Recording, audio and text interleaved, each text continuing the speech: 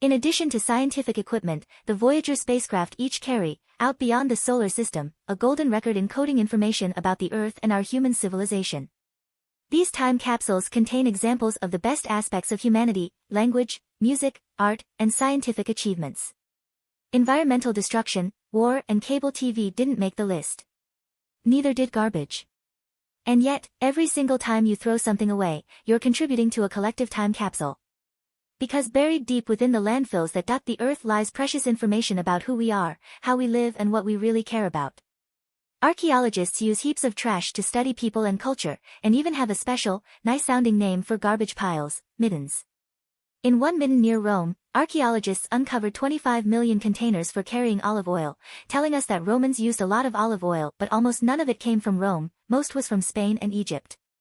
And we know from shell middens that the Maori people of New Zealand hunted moa and seals early on, but later had to switch to fish, shellfish, and small birds as the moa and seals became overhunted. Digging through more recent history, a midden outside of George Washington's home revealed the belt buckles he wore, the china he used, and the meat he and his guests ate off of that china.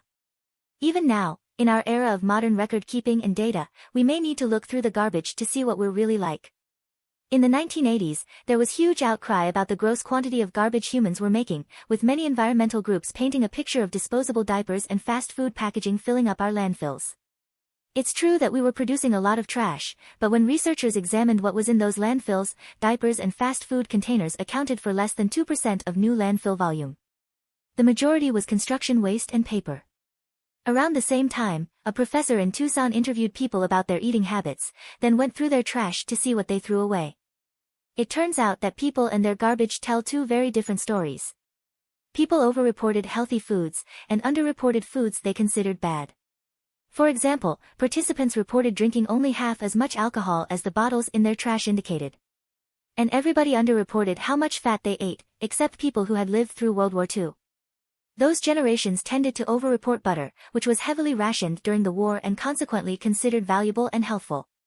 So a survey or carefully crafted time capsule is probably biased towards the best parts of our lives, the parts we want people to remember and extraterrestrials to know about. But our trash doesn't lie.